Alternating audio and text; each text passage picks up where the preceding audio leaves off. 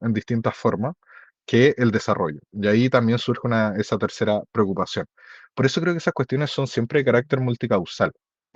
Eh, entonces, cuando nosotros tenemos todas estas características de distintas formas de estructuras, podríamos decir, ideológicas, estructurales, económicas y políticas generales, hay una cuestión de ¿para qué voy a tener un hijo?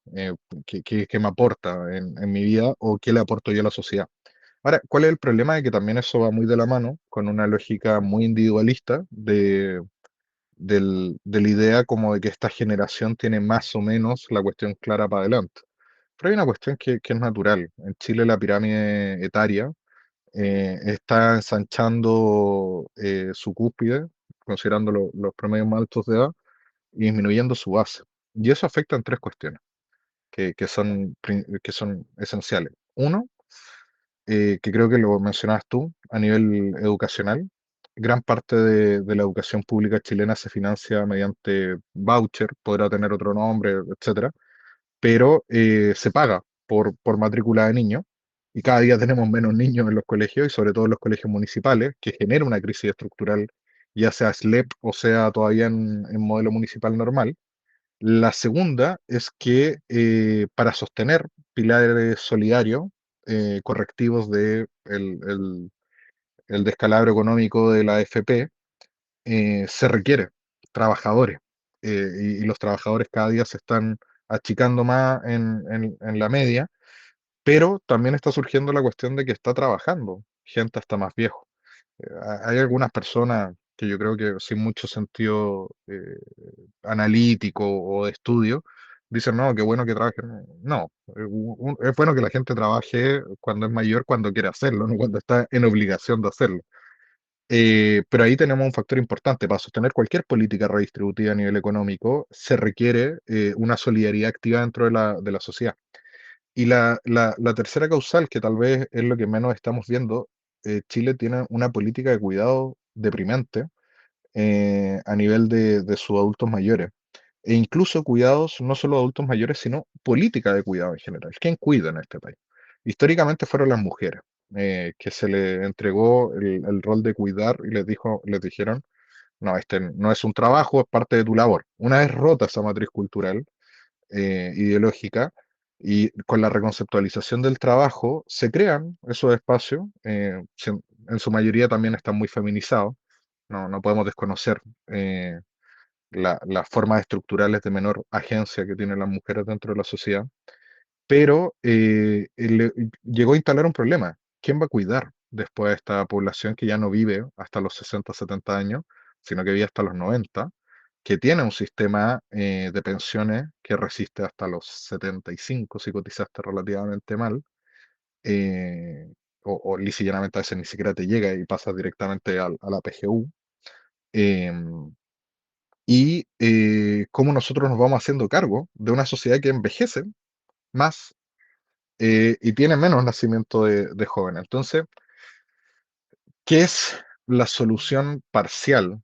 O sea, ni siquiera una solución, llamémoslo fenómeno. El fenómeno parcial que ha vivido Chile es el proceso migratorio. Los niños migrantes son los que están sosteniendo las escuelas públicas en su principal cantidad.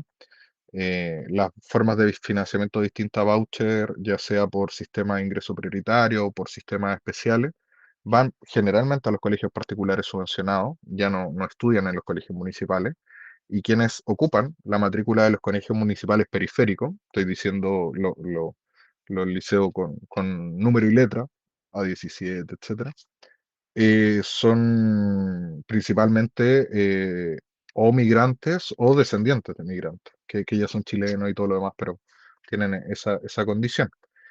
En el trabajo, hace poco el ministro de Agricultura del gobierno actual, con esto no quiero decir que estoy en ningún grado a favor de lo que dijo, porque lo encuentro una barbaridad, pero el tipo fue sincero. Dijo, bueno, creemos visas para que vengan a trabajar y después como que lo echamos del país. Esa agenda, bueno, es una agenda clásica de cualquier tendencia relativamente conservadora, pero efectivamente dan en clave con algo. de que en Chile gran parte del trabajo manual se sostiene a partir de los trabajadores migrantes e incluso los trabajadores de servicio. En el retail te atiende generalmente una persona migrante, quien entrega, por ejemplo, en Didi, en Uber, etcétera, o todas estas aplicaciones, son población migrante. Quien trabaja en la faena de la obra, son personas migrantes.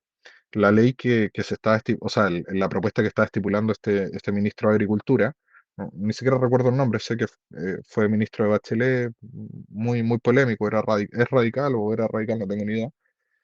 Y habla especialmente del trabajo del campo.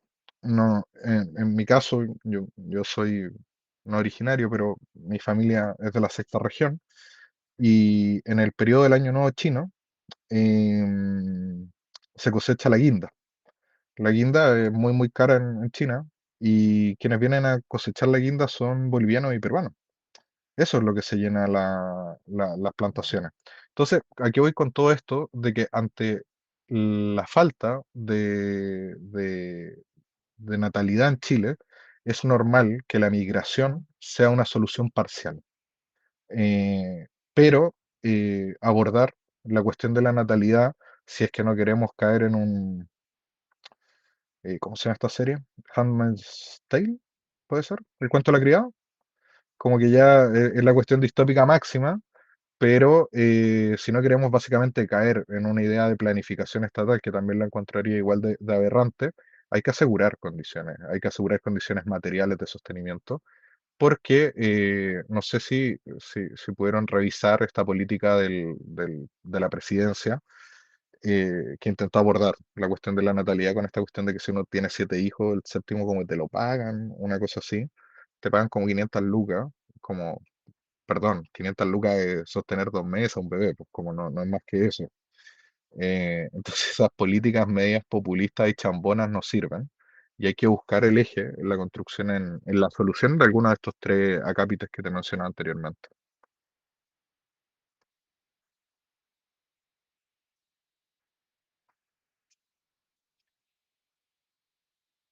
Mm,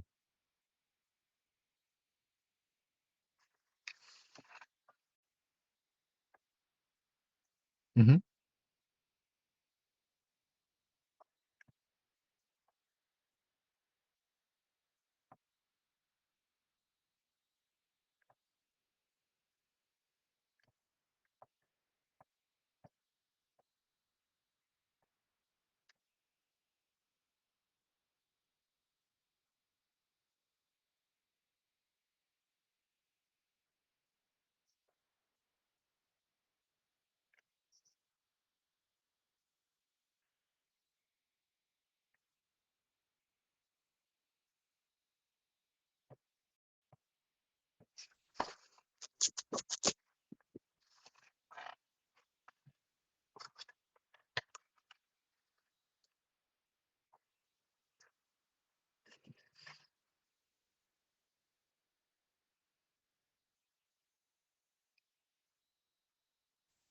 mm, sí,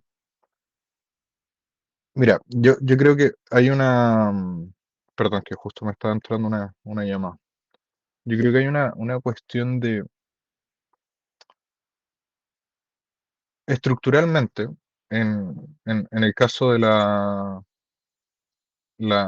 mujeres,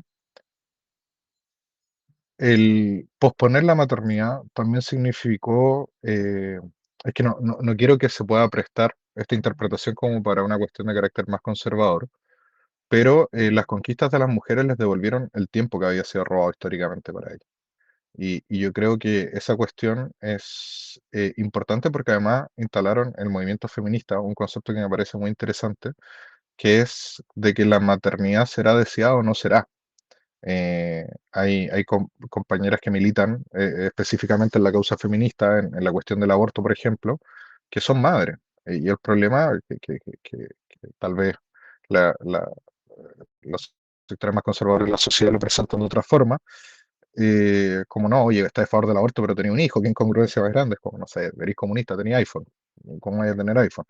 Y claro, la cuestión ahí tiene con el reconceptualizar la maternidad, de que ya no es una obligación, no es una cuestión tú no eres un sujeto pleno hasta que tienes un hijo. Tú no eres un sujeto de interés familiar hasta que tienes un hijo. Entonces, esa cuestión yo la considero positiva. No creo que es una cuestión, creo que es un antecedente estructural positivo. ¿Cuál es el problema para subvertir en 30 años, que creo que era el plazo que tú planteabas?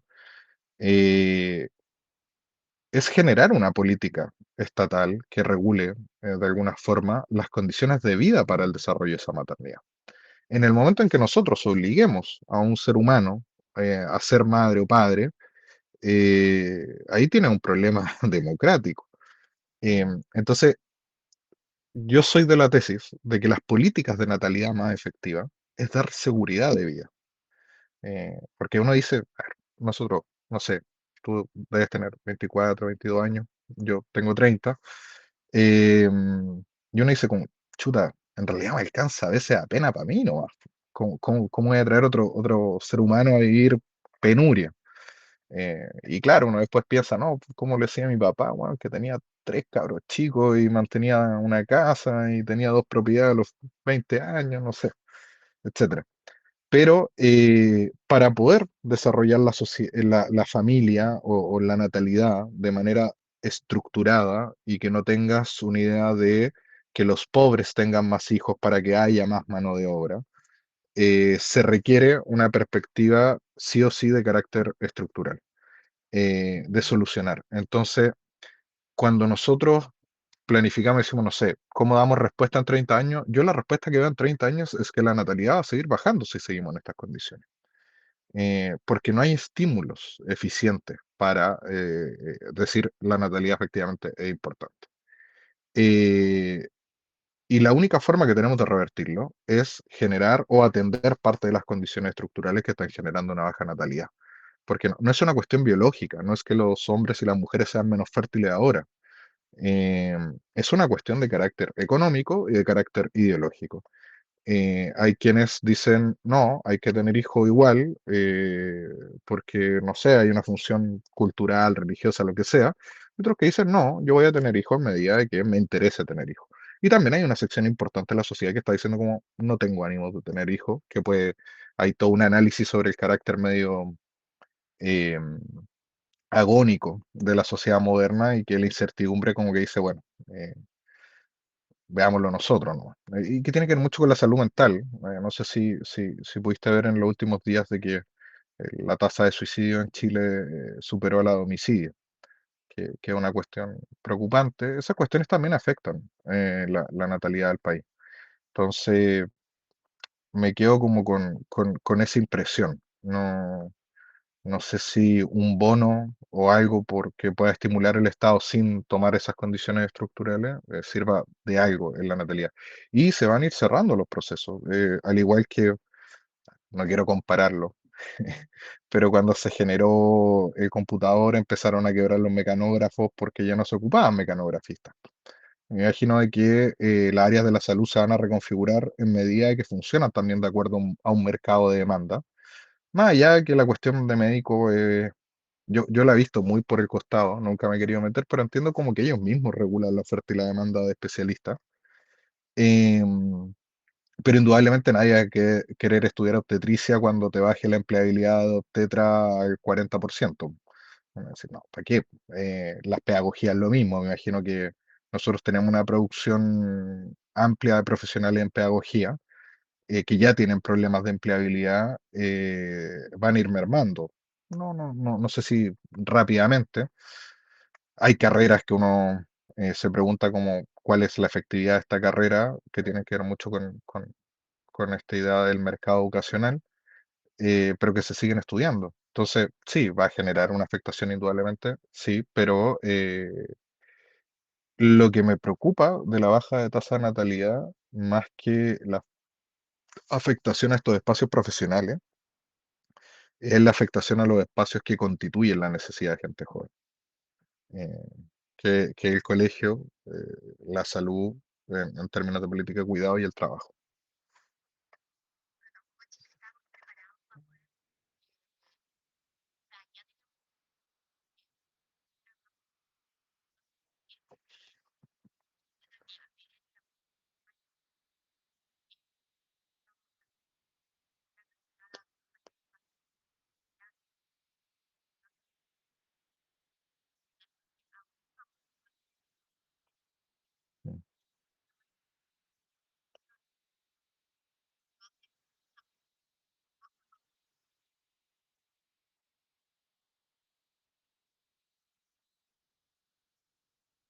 claro. Y ahí yo creo que, por ejemplo, hay en el clavo en dos cuestiones. Por ejemplo, en términos de salud, lo complicado que sean pacientes adultos mayores es que por lo general hay más enfermedades basales. Y las enfermedades basales requieren un tratamiento sostenido. Es más caro, es mucho más caro atender a un niño, a un bebé, me refiero, ya a un adulto mayor, que a una persona promedio, en edad relativamente sano, por supuesto. Una persona con diabetes a cualquier edad es igual de caro en términos de que requiere un tratamiento permanente. Pero en el caso de los adultos mayores es mucho más cuidadoso. Las recuperaciones son mucho más tardías. Lo que antes era un mes en un adulto mayor puede ser 6 meses tranquilamente. eh, y que van a ir afectando y van a ir colapsando el sistema de salud, en el sistema público. Porque el sistema público tiene una lógica de cuando es incapaz de contener con lo que tiene, financia el privado. Y ahí existe el subsidio. Pero financiar el privado es mucho más caro en el mediano y largo plazo. Entonces, ahí tienes un problema. Lo que tú mencionas, me pierdo con los porcentajes, eso sí, porque no recuerdo haberlo leído hace poco, pero creo que es un porcentaje relativamente importante después de los 72, 73 años que pasan directamente a la PGU. La PGU es un pilar solidario que sin gente que trabaje no se sostiene, porque es una idea de solidaridad intergeneracional. Entonces, ¿qué vamos a decirle? No, muéranse de hambre, no puede, el Estado va a tener que endeudarse, va a tener que buscar forma. Bueno, ya la indolencia en verdad no me sorprende, así que tal vez la respuesta no sea el endeudamiento y sea como, bueno, arréglenselas como puedan. No sé si te acuerdas hace un tiempo de que se propuso una ley por parte de unos diputados de Renovación Nacional o de la UDI, no estoy seguro, que era referente a la hipotecación de las casas de los adultos mayores para aumentar la pensión.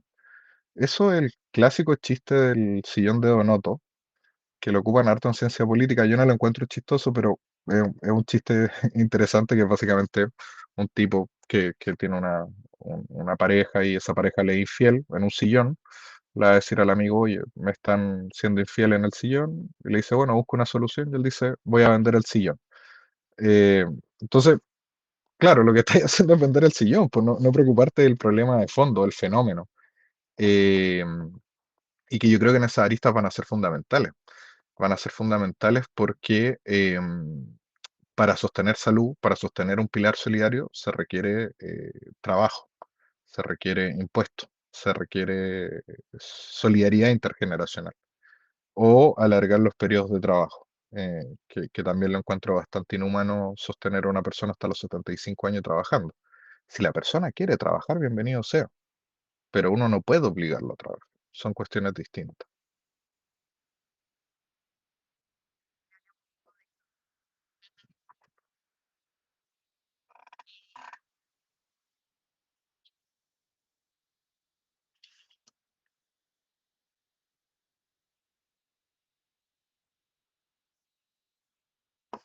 Mm.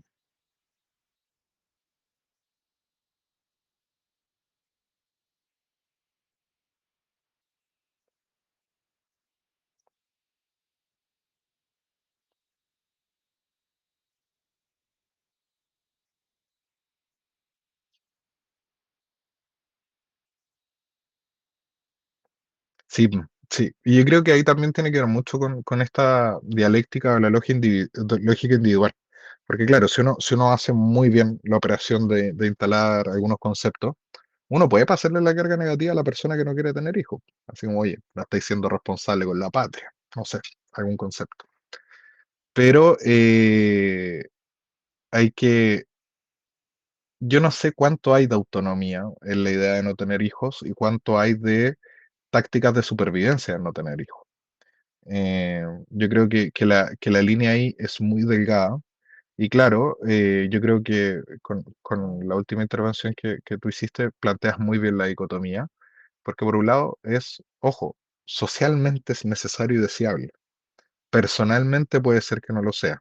Entonces, si yo no tengo condiciones personales, pero es socialmente deseable, debería haber una respuesta social que asegure que mis condiciones personales cambien. A mí, por ejemplo, yo no me gustaría tener hijos. No, yo soy parte de ese porcentaje hasta ahora, pero Por lo que te digo, porque es caro, es caro. Yo terminé hace poco mi contrato en un ministerio, eh, y pasé a otro espacio y esos 2 meses que no estuve sin trabajo, el niño tiene que comer. Yo me las puedo arreglar, ¿cachai? Pero esa inestabilidad también es compleja, y va requiriendo de una u otra forma una solución colectiva. Yo creo que muy cierto, lo que tú dices. Cuando hay problemas de carácter social, la respuesta tiene que ser de carácter social porque el peso a la conciencia moral personal es contraproducente, no tiene sentido. No, o si no, no existiría pobreza si no interesara el peso moral. Yo creo que a nadie no se le enternece el corazón cuando sale a la calle una persona de 80 años mendigando. Pero también no genera un cambio social. Puede generar un cambio en tu mente, dejarle 2.000 pesos, un plato de comida, qué sé yo. Pero si no existe una respuesta social, no se puede combatir las cuestiones de carácter sociodemográfico con cuestiones de carácter moral. Tienen que ser políticas de Estado. Que no obliguen, sino que incentiven. Y que incentiven bien, no diciendo de como ten 7 hijos y te pagamos el séptimo, como flaco. Eso no va a pasar. No va por ahí. Pero yo creo que hay una sociedad que hay que ver hacia ese sentido es Japón. Japón tiene una crisis de natalidad pero bestial. Eh, la gente está viviendo en promedio 90 años, creo, en Japón, que me parece o sea, está súper bien, pero me refiero a que me parece caleta.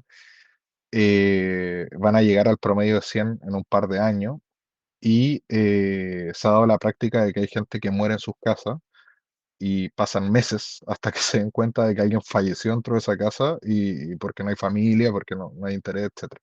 Entonces, ahí también hay una cuestión, y esta es una cuestión que leí hace poco, que es una cuestión de carácter más psicológico, que tiene que ver con el carácter más hedonista que tiene esta generación, del goce del placer, de los placeres en todo ámbito de cosas, más que al hecho de la responsabilidad, como que hay una generación más infantil que también rehuye de ciertas responsabilidades. A mí me pasa mucho con los espacios que trabajo, que me toca compartir con niños de segundo, tercer año de universidad. Digo, no recuerdo haber sido tan chico cuando tenía esa edad, no recuerdo haber sido no sé, como tan liviano, tan tranquilo en esa época. Entonces, también me pasa eso, de que también hay un factor psicológico eh, referente a eso, referente al agotamiento general y la búsqueda del placer más inmediato que una cuestión de desarrollo complejo.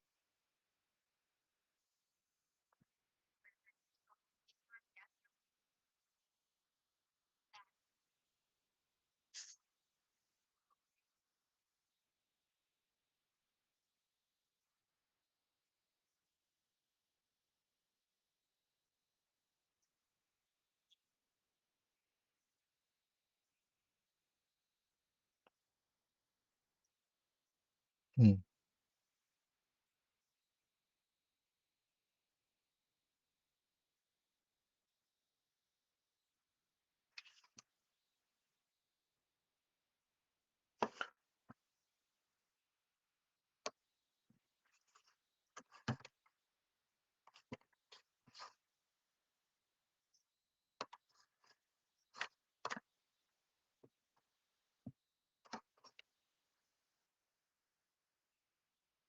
mm,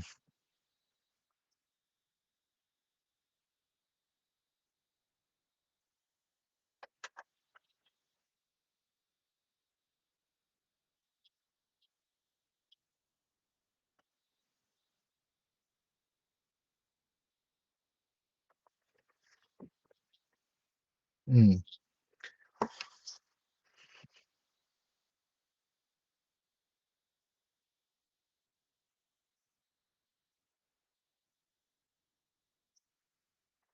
A ti, cualquier cosa a disposición. Éxito. Chao.